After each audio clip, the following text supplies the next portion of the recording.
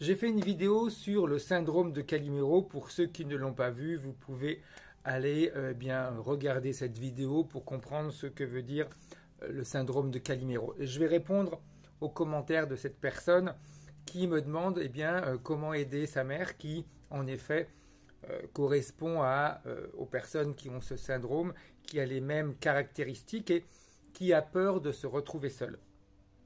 Le gros problème, c'est quand on veut aider les autres, il faut déjà se poser la question, est-ce que la personne a envie d'être aidée?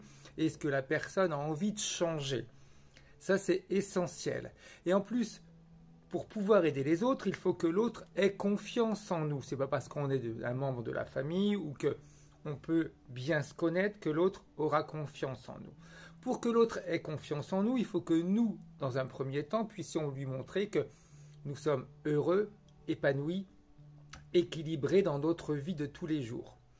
Et c'est ça qui va permettre après à l'autre d'avoir confiance et de pouvoir vous écouter, de se dire si ça fonctionne pour elle ou pour lui, peut-être que pour moi ça va fonctionner aussi et je pourrais essayer.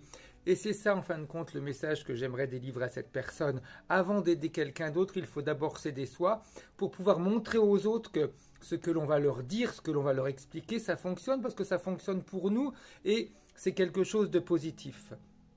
Et la deuxième chose, comme je l'ai dit au début de cette vidéo, savoir si la personne a vraiment envie de changer. Il y a des personnes qui ne sont pas forcément heureuses dans leur vie, pas forcément heureuses dans ce qu'elles vivent, mais en réalité, elles n'ont pas envie de changer parce qu'elles sont habituées, elles sont dans leur zone d'habitude et le fait d'en sortir leur fait très peur. Donc, impossible d'aider quelqu'un qui n'a pas envie d'être aidé, qui n'a pas envie de se sortir de ses problématiques.